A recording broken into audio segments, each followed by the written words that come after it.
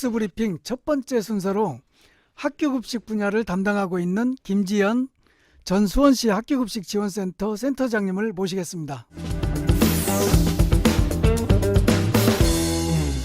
어서 오세요. 안녕하세요. 이번 주 학교급식 소식은 어떤 내용들을 준비하셨나요? 이번 주는 지난주와 마찬가지로 올해부터 변화되는 정책에 대한 세 번째 소식입니다. 축산물 잔류 허용 물질 목록 관리 제도, 이하 PLS라고 말씀드리겠습니다. 2019년 1월부터 전면 시행된 농약 PLS에 이어서 동물용 의약품인 PLS가 시행되는 셈입니다.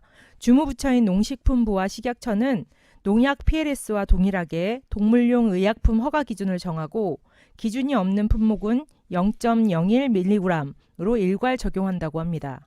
2017년 8월 이른바 살충제 계란 사건이 발생한 후 정부는 동물용 의약품 잔류 허용 기준에 대해 논의를 시작해 안전 사용 기준과 제도 안내 등 사전 준비 기간을 반영해 올해 1월부터 시행에 들어갑니다.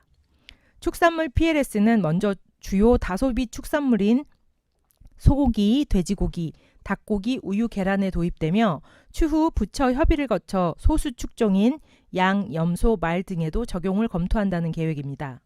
다만 일각에서는 축산물 PLS로 인해 육류 단가 인상이 우려된다는 지적도 내놓았지만 안전성 확보 측면에서 필요한 조치라는 의견이 더 강세를 보이고 있습니다.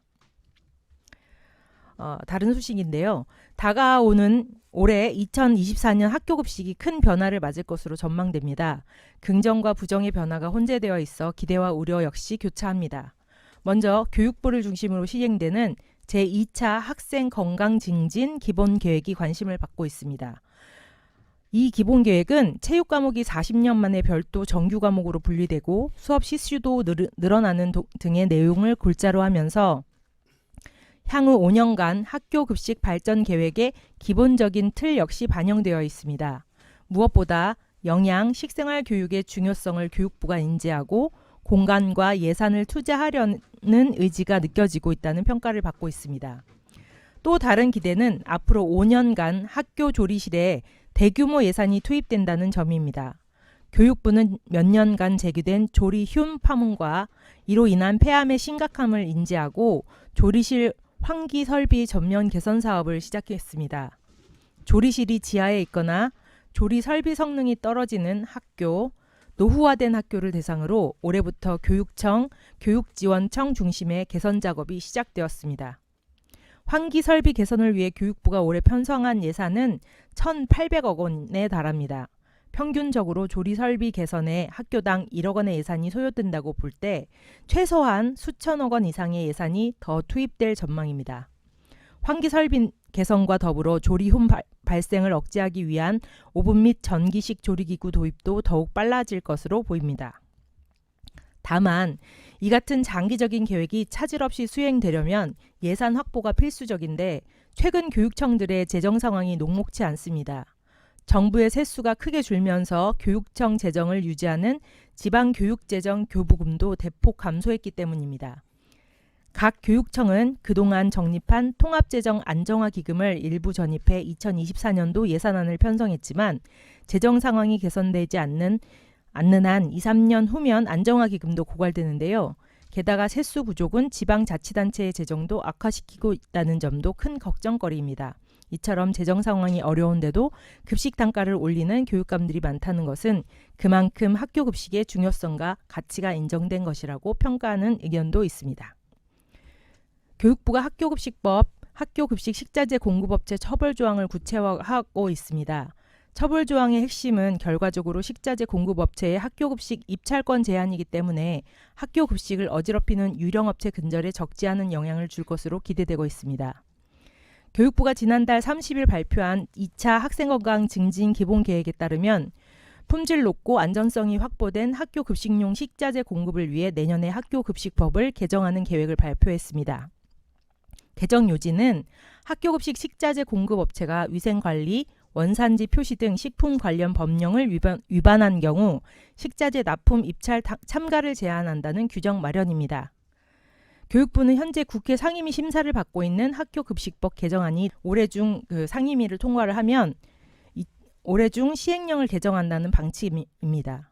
그동안 학교는 급식용 식자재를 한국농수산식품유통공사가 운영하는 공공급식 통합 플랫폼을 통해 공급받아 왔습니다.